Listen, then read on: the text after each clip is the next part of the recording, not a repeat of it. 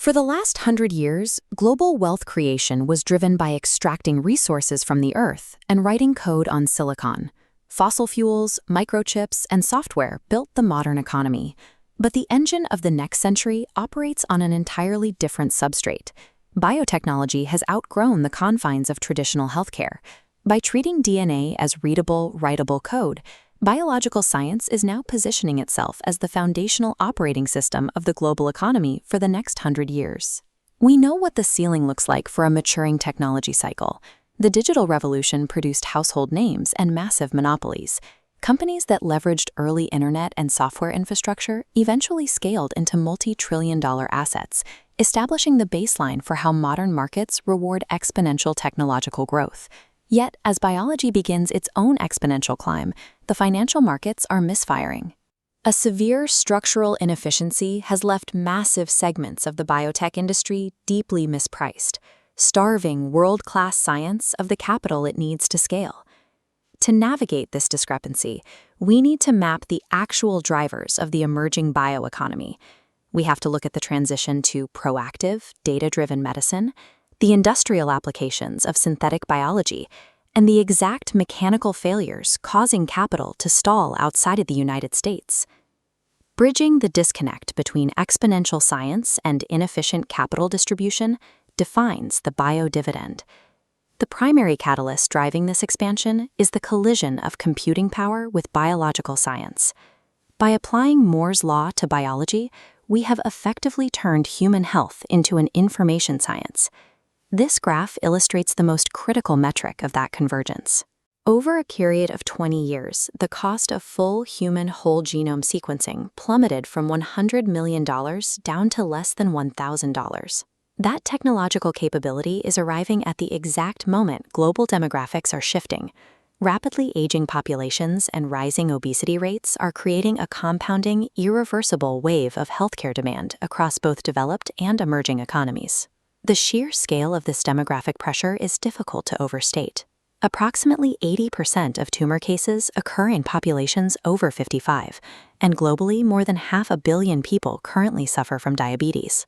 Companies positioned to solve these specific, massive-scale metabolic and age-related challenges are already capturing immense value, with some valuations now well in excess of $350 billion. State-sponsored capital is also accelerating this push. Major government agencies are directing massive resources into the sector, such as the $62.5 billion budget allocated by U.S. health authorities in a single fiscal year.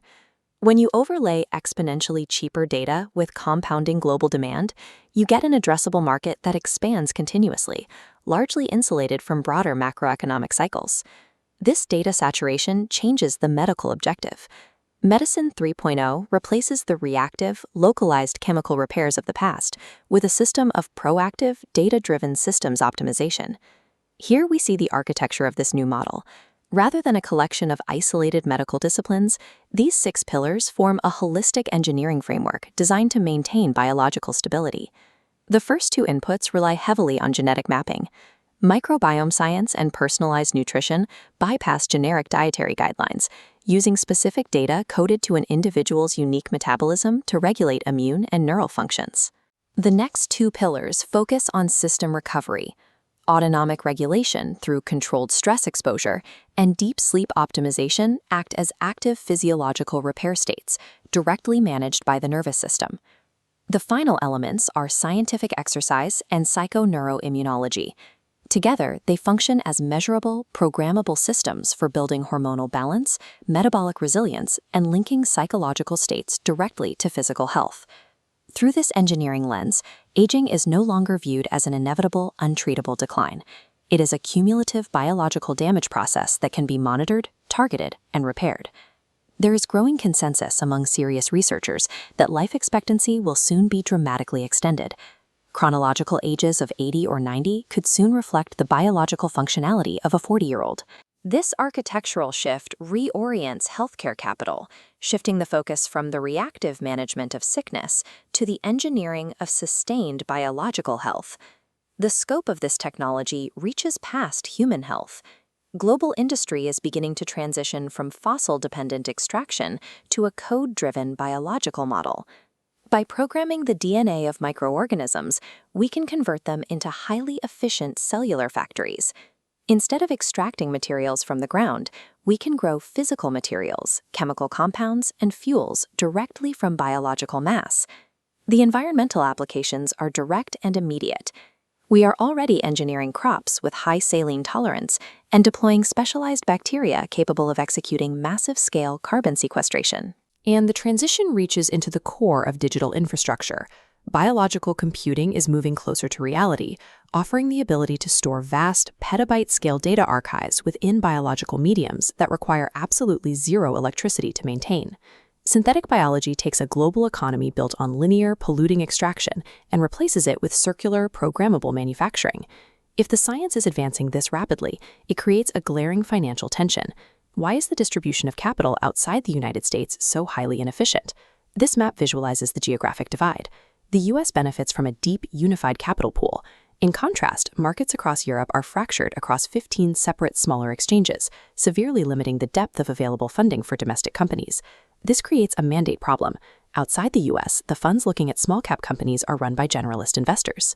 They are accustomed to evaluating current cash flows and lack the technical expertise to accurately price the future probabilities of complex clinical trials. Meanwhile, the highly specialized U.S. funds face a liquidity squeeze. A portfolio manager deploying billions of dollars cannot justify taking a $60 million position in a foreign firm that only trades $500,000 in daily volume. The math simply doesn't allow it. This financial friction is worsened by cultural differences.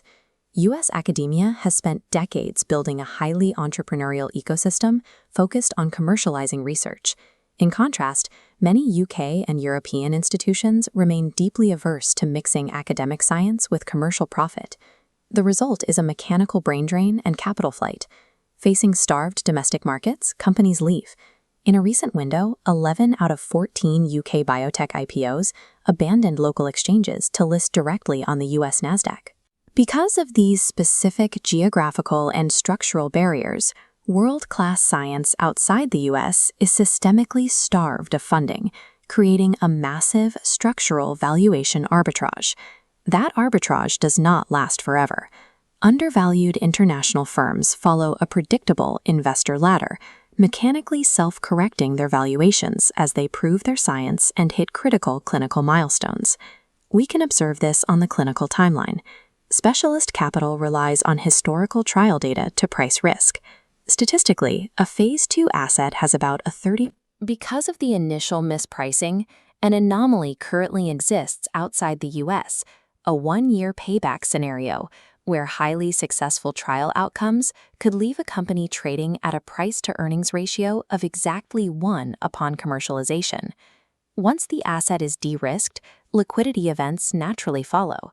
As a company scales, it hits the market cap requirements to be forced into major passive indices, like the FTSE 250, triggering automatic, mandated capital inflows. Alternatively, they trigger outright acquisitions. Mega-cap pharmaceutical companies are currently sitting on nearly $1.4 trillion in M&A dry powder, and they rely on acquiring these de-risked mid-cap innovators to replenish their own product pipelines. The geographic valuation gap persists only until a firm proves its pipeline. Patience and successful threshold crossing provide the mechanical triggers required to realize this arbitrage. We are operating at the intersection of two distinct realities: an exponential technological revolution in biological science, temporarily bottlenecked by legacy financial market structures. The upside is vast, but the specific risks of the sector cannot be ignored. The failure rates for clinical trials are brutally binary, and the friction of navigating global regulatory bodies can stall even the best science. Beyond financial risk, there are deep societal questions. As extreme longevity treatments and advanced therapies reach the market, we have to ask if these will become luxury goods, heavily exacerbating the divide in global health inequality. Severe data privacy concerns also emerge. The ability to perfectly map and monitor biological and metabolic data creates a new frontier of risk when corporate entities or employers gain access to that information. Because individual trial risk is so intensely binary, trying to pick single winners is difficult. For capital allocators, utilizing broad index-based funds is the most rational strategy to capture the sector's asymmetric upside while absorbing individual failures. The 20th century was defined by our ability to master the external environment. We extracted raw materials and built trillion-dollar hardware and software infrastructures to connect the globe. The defining wealth creation opportunity of the 21st century turns that focus inward. The next era of capital expansion relies on mapping, optimizing, and ultimately programming life itself.